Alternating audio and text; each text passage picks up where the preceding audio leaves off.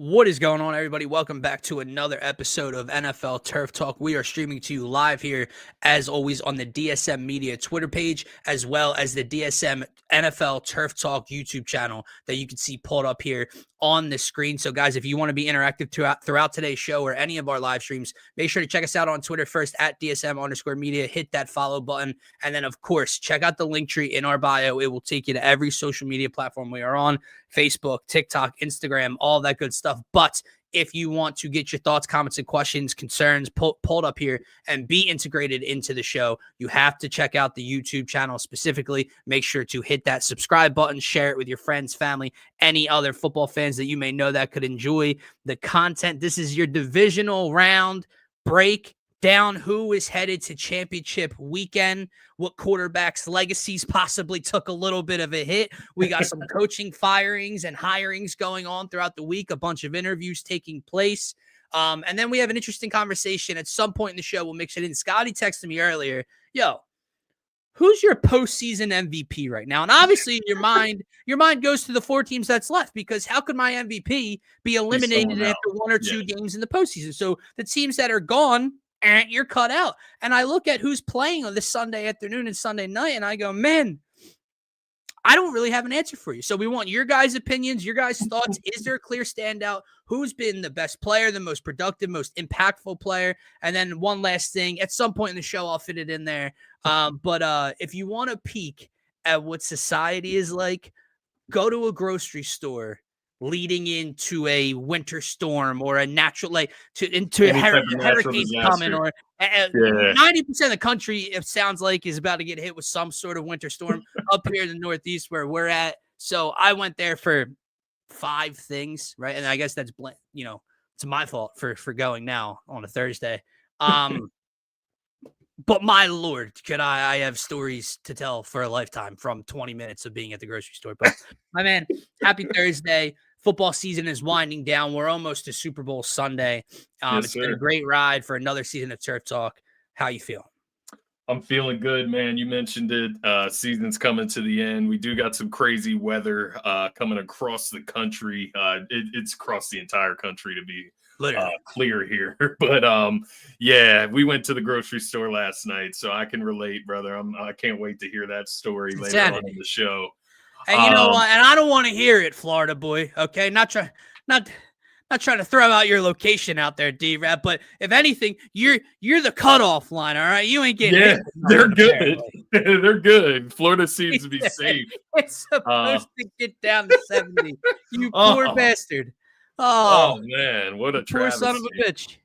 But no, happy Thursday, man. We are approaching conference championship Sunday, so that's going to be real fun on Sunday. We'll be back for that. We'll be back to break down those games and get everybody all riled up going into those games Sunday afternoon. But we do got some business to finish off in the division round. And, you mentioned it, some quarterbacks lowering some stock over the weekend for sure, and across the board, I would say, for the most part.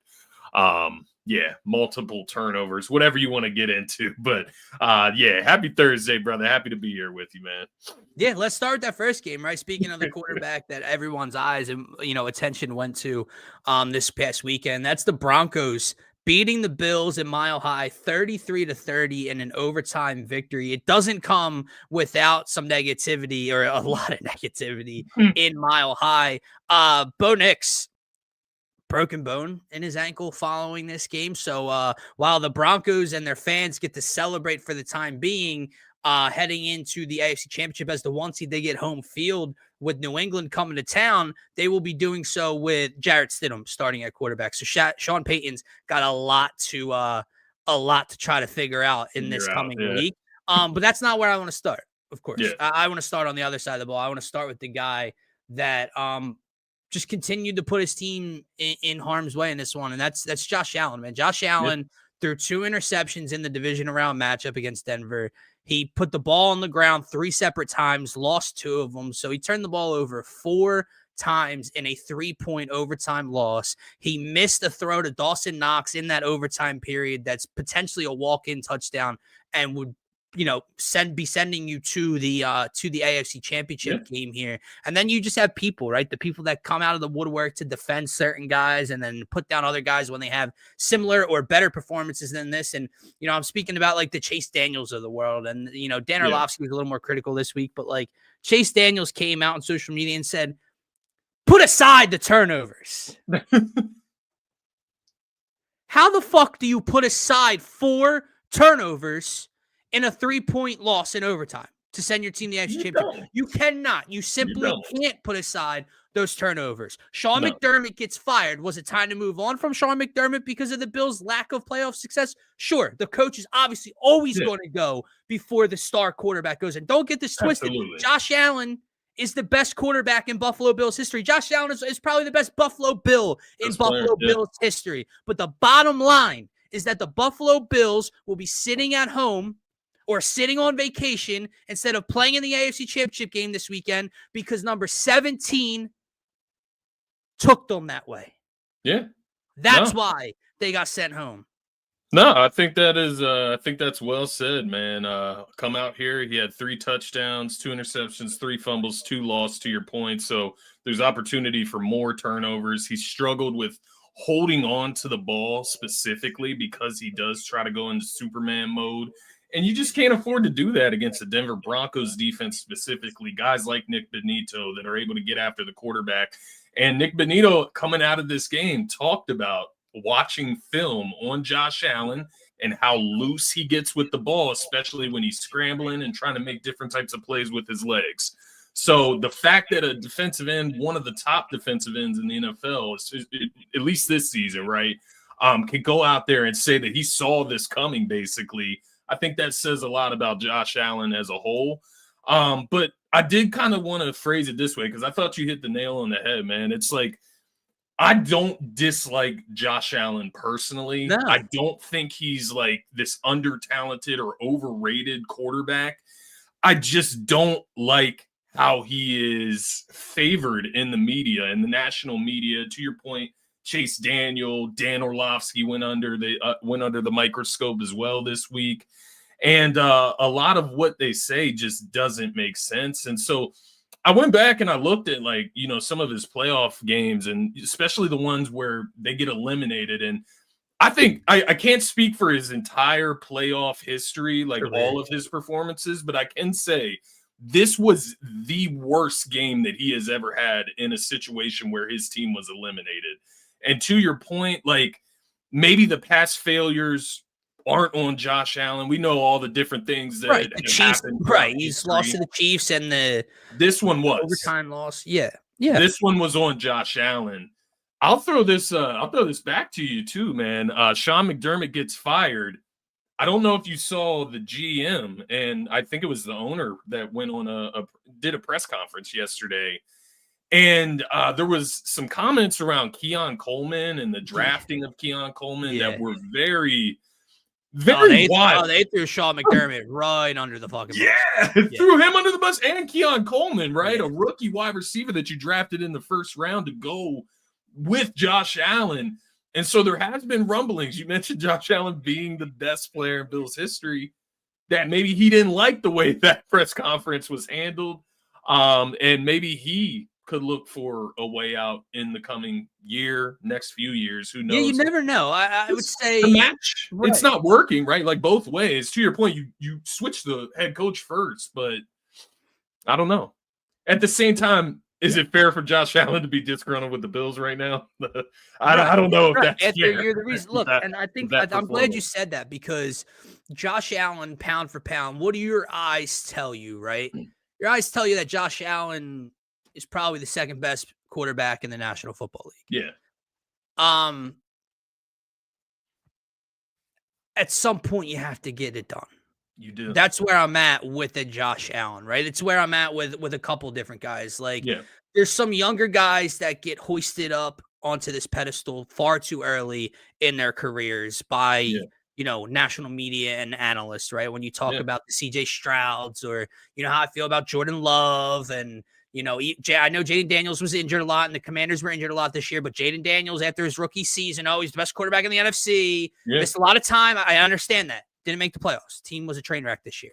But when you get to guys like Josh, when you get to a Dak, when you get to Herbert's a little lower than them in terms of career length, but Lamar. Herbert, you get to Lamar, you get to these guys that, yes, your eyes are going to tell you one thing, and then your eyes are truthful for the most part. Yeah. Josh Allen is a top 2 to 3 quarterback, if not the best quarterback in the National Football League on any given Sunday. Yeah. But at some point, you have to get the job done. It's like the NBA, man. We can go around the league every single year and talk about top 10 players. And they may fluctuate year in and year out, just like they will with quarterbacks, right? Yeah. But at the bottom line is you have to get it done, right? If Giannis doesn't have a ring by now, if Giannis doesn't have that one ring over Phoenix a couple years ago, is Giannis looked in the same light, or should he be looked at in the same light that he is in terms of a top 5 player in the world? That's just how it plays out, man. It's correct. Some of it's unlucky. Right.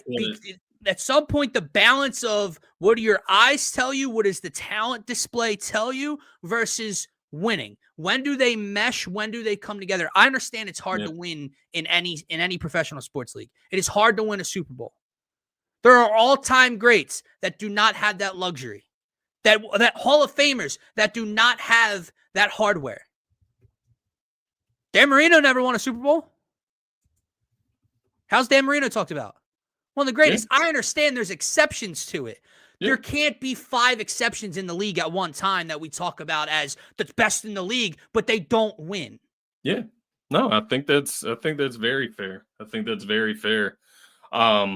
Which, just kind of widens the view on this weekend of quarterback play and what came out of it, man, because you had 5 out of the 8 quarterbacks that played. They had multiple turnovers this weekend. So let's call it what it is, man. Let's call this game specifically. You got outplayed by Bo Nix.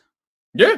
I think, Bo Nix was a better quarterback on Sunday afternoon than Josh Allen. And I get the defenses for the respective teams are on different levels. Yeah. I get one team was at home. One team's coming off a rest, a bye. Forget it. You got out on a year that everyone said, if not now, when's Josh get over the hump? If not this year, you got outplayed by year 2 Bo Nix. That's a problem. Yeah, it is, man. It is. And it's just not a good look where Josh Allen's at in his career, man. You got a good game from James Cook, right? He went over 100 rushing yards in this game. Like, that's not the excuse. He averaged almost 5 yards. Didn't have a running game. He led the league in rushing this year, right? Like, that was the big thing against Jalen Hurts last year was Saquon. Like, they had to win the Super Bowl, right? Saquon broke the rushing record or whatever. Eclipsed 2,000 yards, blah, blah, blah. They have to win the Super Bowl. They did. Josh Allen did not. And I think that should be an indictment. And once again, I just want to stress the fact that, like, we said it several times, like, neither of us dislike Josh Allen. We both, I believe, admire and respect the talent that he does present on a game-to-game basis. But when it comes down to those big moments, big games, biggest stages, we have to have that conversation now. And, there's just no clear, putting Josh Allen at the top. That has to be factored in. And I'm not saying that it doesn't get factored in and he's still come out at the top. It needs to be discussed and factored in when we are making these quarterback rankings, having these quarterback discussions. I think the one thing that he has going for him is, to your point, there's probably, 3 to 4 other quarterbacks in the NFL that maybe aren't at the same talent or production level, but they get talked about in the top 5, top 7, top 8, top 10 manner, and they're not living up to that resume. So then who ends up getting in these spots, right? Like, how do you make a top 10 if top 5 are producing but not actually winning in the biggest spots? It does. It puts me in a and again, he didn't just not win. I know I'm picking on him. Yeah, it's not just not winning. He didn't just not win this game like it got ripped away from him against the Chiefs a couple years ago. Scotty, let's look at 3 of his turnovers. Okay, his first fumble comes with less than 20 seconds left in the first half. You know what? It's 17-10 Denver at that point. Yeah, he fumbles on the first play of the drive. Denver gets the ball, 1 play, 0 yards, 2 seconds left. Denver gets a field goal leading into halftime. So you gave up 3 points immediately following your fumble. Coming out of the half, you got the ball first. Second play of the half, Josh Allen fumbles at his own 14-yard line. Immediately results in Denver points. 2 drives later, Josh Allen throws a pick inside Denver's 40. So you didn't just have, 2 interceptions or 3 turnovers or what it was. You didn't just have these turnovers like where an interception is basically a punt, right? It's 3rd and 12 and you throw a ball 45 yards down the sideline and gets picked. Oh, well, it would have been like he punted. No. You turned the ball over either inside your own territory and gave up points or took points off the board for your team in Denver's territory when you turned the ball over. It was very, very, very self-inflicted. It's, to your point, one of the worst games we've probably seen them play. And they're home because of it. And I think that's the bottom line. And Sean McDermott, was moved on from. And I'll add on to the fact that I don't think it's a bad thing that Sean McDermott was moved on from. Sometimes you need a change of scenery. Now, I will say this. Buffalo cannot go with the defensive-minded head coach next. You cannot replace Sean McDermott with another defensive side of the ball head coach. It has to be someone like what Daboll comes back for the reunion. Joe Brady gets promoted. Another offensive kind of mind, right? Joe Brady's a good idea. Yeah, there's no point. Idea. So he's been there for a couple years now. That would make a ton of sense. You do want to keep some familiarity with Josh Allen. Man, it's interesting that I haven't heard any rumors, but Brian Daboll, right? Like worked with Josh Allen, like no consideration for head coach in Buffalo. Keep him in New York, and obviously a quarterback he's familiar with. Yeah, I agree with you though. They have to go in a different direction. It has to be an offensive-minded head coach. You can't go. You're not going to find a better defensive-minded head coach than like Sean McDermott. And it's like you can go out and get Mike Tomlin, right? Like I don't know if that's possible. Sure. I would put them in the same like category right now. They are like. And how do you sell your fan base on the same kind of philosophy? How do you sell your fan base on that? Yeah, so Buffalo has some changes coming. Denver, obviously, I didn't talk too much about Denver's win, even though it's huge for them, because we're going to talk about them on Sunday. Unfortunately for Denver and their fans, I would say it's shitty. It sucks. That fucking sucks. Yeah, and then next, Terry, RIP to the Niners season, 41-6. Golly. How much time you want to spend on this one? I don't have too much to say about this. I don't got too much, man. I will say this. How did it make you feel as an Eagles fan to watch Seahawks tear them apart like that? Yeah, it pissed me off. Yeah. It absolutely pissed me off for many reasons. On both sides of the ball, I think, right? Because it's not like Darnold in this passing attack. They didn't have to. He's very efficient. He didn't turn the ball over. They ran the ball all over San Fran's defense. So it's not like they tried to drop back and throw it. But the offense obviously had great success on the ground. Kenneth Walker finds the end zone 3 times, but Saquon Barkley can't get going, right? And then, I'm being honest, right? We all know 98% of the blame 2 weeks ago was the Eagles offense, right? I'm not going to lie to you and say I'm not a little bit more disappointed in the Eagles defense and that unit as of today. Yeah. Because don't get me wrong, Seattle's unit is tough. Seattle's unit just held San Fran to 3 2 weeks prior to this game between the two. 6 points. And we got beat by Demarcus Robinson and a trick play to get kicked out of the And he had what, 1 catch in this game, maybe? Like maybe? Demarcus Robinson, one catch for 3 yards. Jake Tonjes was the number 1 receiver, 5 for 59. Yeah. Purdy, 15 to 27, 140 yards, a turnover, no tutties. McCaffrey, 11 carries for 35 yards, 5 catches for 39 yards. And they had absolutely nothing going. So, if anything, like obviously all 99% of the blame still rests on the Eagles' offensive shoulders from that loss. Yeah. But watching with Seattle's defense, which is a very, very, very good defense, due to San Fran, makes me go like, we gave up 24? Yeah. And a trick play? I'll give you the opposite end of the spectrum. It made me realize that the Eagles were not going to win the NFC this year, because I don't know if we were messing with that Seahawks defense this year I'm with the glad you shape asked of this. our So let offensive me, line, the yeah. play calling, right? Let Like, me I throw just don't that. know if Let we me were throw that messing to you with here that. because obviously we'll talk about the game specifically Sunday morning, Sunday afternoon. Yeah. But like obviously Seattle of these 4 games had the biggest discrepancy on the scoreboard. Is Seattle the best team remaining in championship weekend? Are they the strongest all around, best built football team? I believe Zach Charbonnet's done for the postseason, or at He least this did. He weekend. tore his ACL. Yeah. Yeah. So that's a blow for sure. Yeah, I think so. Like battle tested, defense, balance.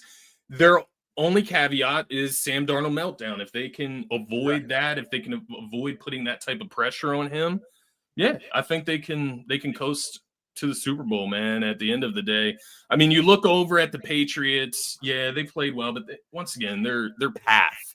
You do have to take that into consideration. I think the Broncos would be in the combo, obviously, if Bo Nix doesn't go down. So yeah, Right. maybe am I shitting on the Rams? I'm not shitting on the Rams by any means. I hope I'm not. The Rams are in the combo for sure. No, the Rams again. We're gonna learn. It's not that we're gonna learn. One of the 2 teams is going to the Super Bowl and could very well be favored in the Super Bowl. I know what I just said sounds kind of silly, but the Rams all year, by the end of the season, the idea of the Los Angeles Rams, I think, became bigger and scarier than what the actual Los Angeles Rams did in the regular season. And now you have 2 postseason games in which you've won at the last second. You were losing to the Carolina Panthers with less than 2 minutes to go. And then Yeah. you won by 3 in overtime against the Bears. Don't get me wrong, incredible game. Caleb Williams makes a ridiculous play, which we'll get to that game in a second. But like the Rams, Seattle had a better regular season. Seattle, did they split? Correct. Obviously, they had that crazy win, that crazy overtime win in the regular season towards the end. But like Seattle obviously has this dominating win. The Rams have skated by 2 opponents in the postseason. Yeah, I think Seattle and their home rightfully will be favored on Sunday. Yeah, I think that. Yeah, exactly. That's very well said. But no, I don't got much else on that game. You got Robert Saleh. He went down to Tennessee. Interesting hire, but whatever. I mean, let me ask you this before we move on, because I know we mentioned like the coaching and hires and the OC candidates, and obviously the Eagles are looking for one, and one that we interviewed and one that you and I really wanted was Brian Daboll. And not that he's off the board yet, but it sounds like Brian Daboll wants that Buffalo head coaching position. If he's not granted it, he's joining up with Robert Saleh in Tennessee. Yeah. Look at these eyes. These eyeballs are as lost as they've ever been.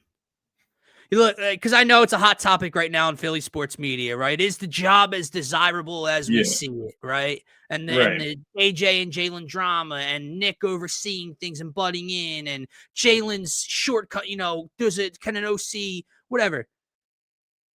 Cam Ward and the Tennessee Titans offense is where you're going? Yeah. It's interesting, man. I'm lost. If I had to point to one thing, it would probably be Sirianni. And I don't mean that in his like. I know there's been a lot of talk about like his personality. I don't mean it like that. I just mean it in a sense of giving up control of play scheme, giving up control of the offense. Like Brian Daboll having his own offense. Well, then in Philly, can I say something as kindly as I can to what I think is the greatest head coach in Eagles history?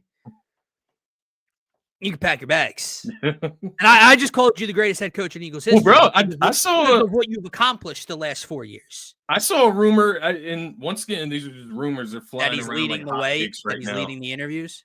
No, that well, I did see that, but the other thing I saw was that it's just some of these offensive coordinators are not excited to come in. And they said this very lightly about Jeff Stoutland, right? Because he is that mainstay in that offensive group of coaches. Like, we're not getting rid of Jeff Stoutland. He is the run game coordinator and offensive line coach. So these offensive coordinators that want to come in, run their own system, they have their own run game coordinators that they want to bring with them for their system. apparently that was like a hard to meet in the middle type of spot as well. So I don't know how much truth is to any of this. We'll see how it ultimately plays out, but interesting to see McDaniel go out to LA. Eagles apparently had him atop of their list, and then Brian Daboll, it doesn't sound good for Philadelphia, right? We're going to end up with Matt Nagy or Mike Kafka and try to pick whatever scraps of positivity and optimism we can off the ground, even though I think it'll be sunk at that point. But yeah, we'll talk about that at a later date. We'll see what the Eagles do moving forward. Texans Patriots to kick off the slate on Sunday, man. Yeah. If you thought that Josh Allen was the reason his team went home and had a terrible day, I can one up you somehow. Yeah. I don't care how young he is. I don't care how many times he's won the division, how many times he's gotten his team to the postseason in his first 3 years, that he's undefeated in the wild. I don't care. I don't want to hear your opinion on football if you tell me that CJ Stroud is up here on your quarterback list or better than this person on your quarterback list. I have never visibly seen a professional grown man quarterback that talks as much as he talks, because let's not forget who was on that other microphone with Micah Parsons and on those TV shows or whatever you want to call it, live streams with Micah Parsons talking about different stuff around draft time. I've never seen a professional quarterback shit his pants on national television the way that I did, not just in Foxborough, also in Pittsburgh.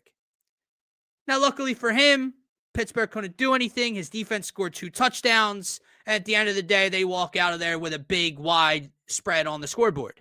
Yeah. And then he got to Foxborough. Only lost by 12. Had a chance, actually, in the fourth quarter to make it a ball game. This kid was unplayable. CJ Stroud, I promise, CJ Stroud should have been benched at halftime. Yeah. Davis Mills should have come out of the tunnel as the starting quarterback. Yeah. Because there's no way D'Amico Ryans or anyone in that locker room can look you dead in the face and tell you that CJ Stroud was that they felt most comfortable that CJ Stroud was their best chance to win a football game and advance that afternoon. Every throw, every step he took, every misstep he took, he didn't know what to do. Every choice he made was a mistake in that first half of the ball game.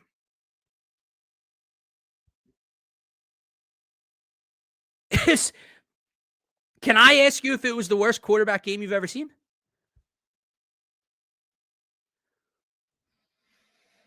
$20 for $47.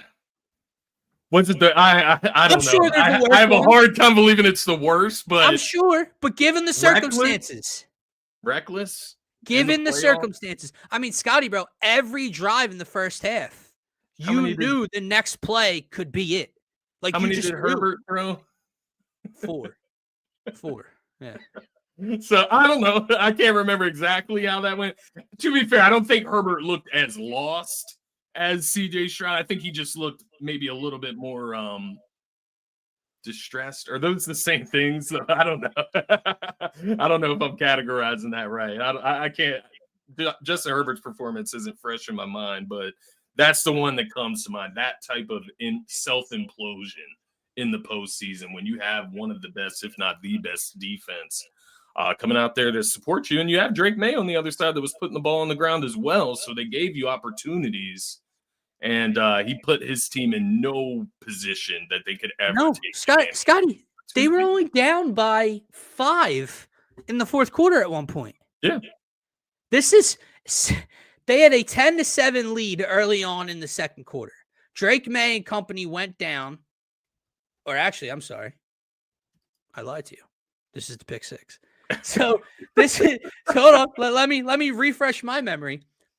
The Houston Texans scored to start the second quarter, basically went up 10-7. Then their defense forced a 6-play punt out of New England.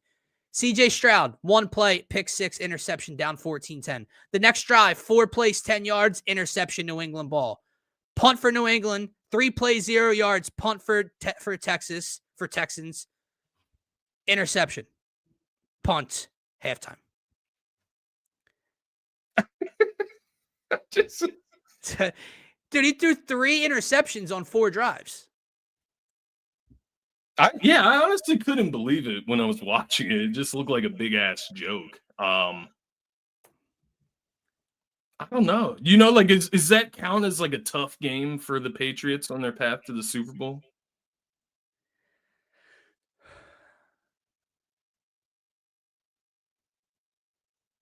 Yeah. Yeah. Weather conditions That factored in defense, as right? well. The defense.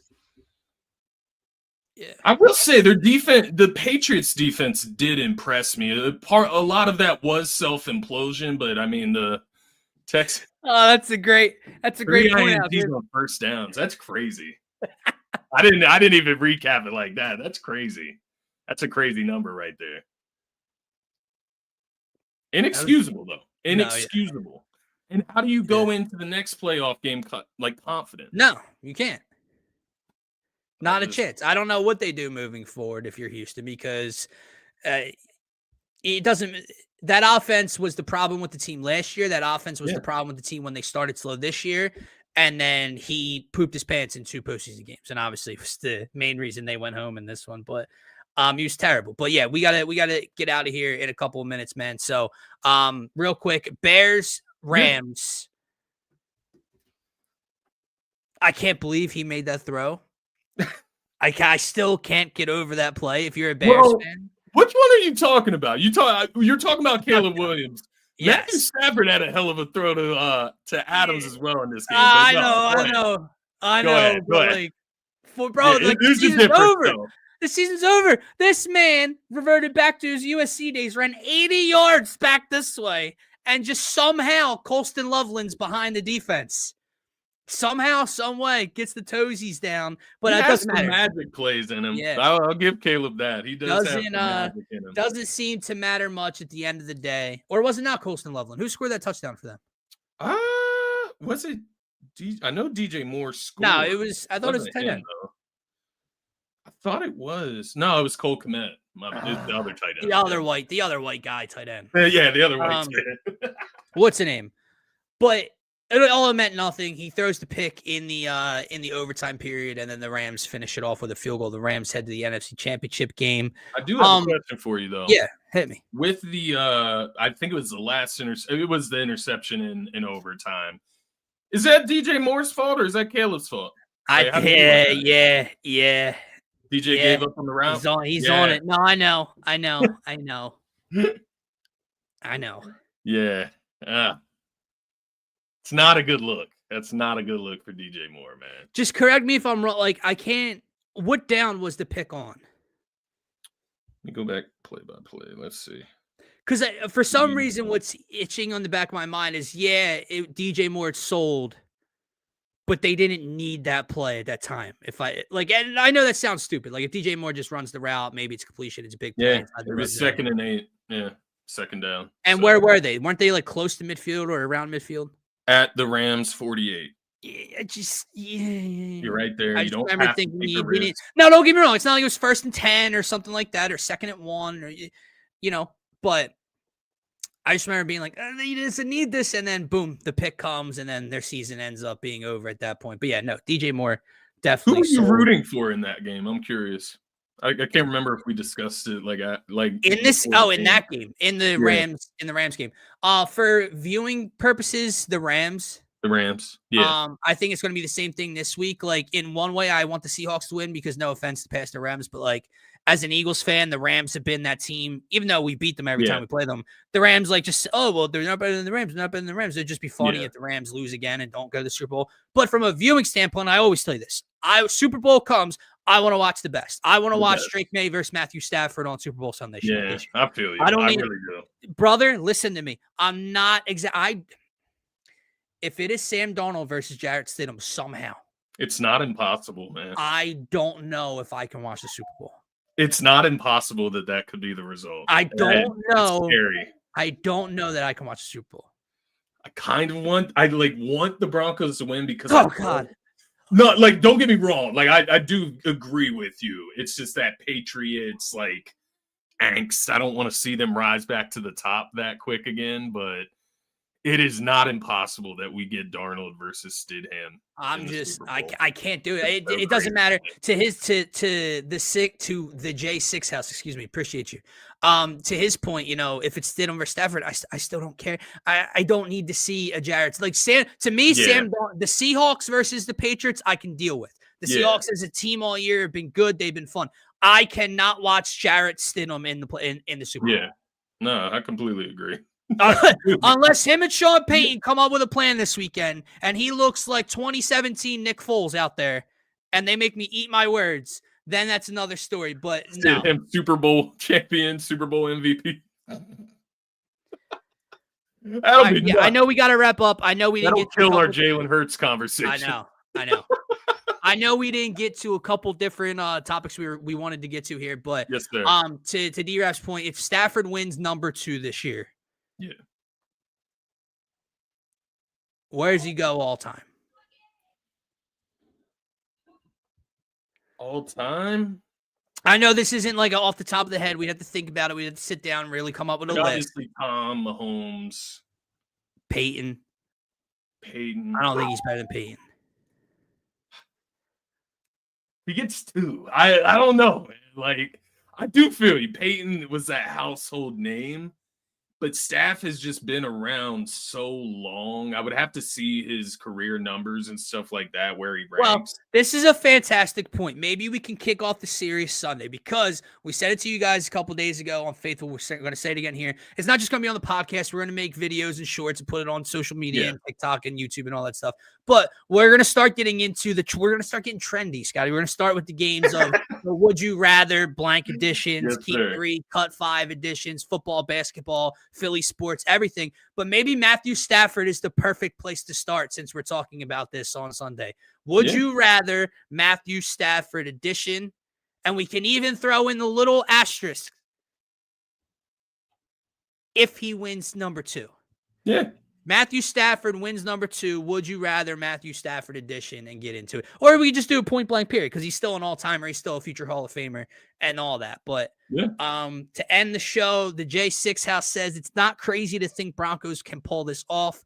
Going into season, no one picked Denver to be competitive or a Super Bowl contender because of Bo Nix. It was more because of the defense. No, I definitely hear you, man. And I'm not this Bo Nix supporter or defender. I know Scotty's not either. Yeah. But I think he has played very well this season. Obviously threw a turnover in this game, but played very well in this game as well before the ankle injury. To me, you have to have some semblance of quarterback play. And I feel like that's not breaking news. But I don't like what if Jarrett Stidham's a complete 0? Like, what if this kid doesn't look like to the point of what we just witnessed last weekend? I think if he's a 0, that might be putting them in the best situation compared to being a negative, right? Yeah, fair. They were negatives behind that 0 or under that 0. So if he could be a 0 or just average, I guess you could say. Yeah. I think the Broncos would have a good chance, but that's a big if. You can't turn the ball over. Can't turn the ball over at this stage of the playoffs. No, I agree with you, man. But we'll see, all man. right.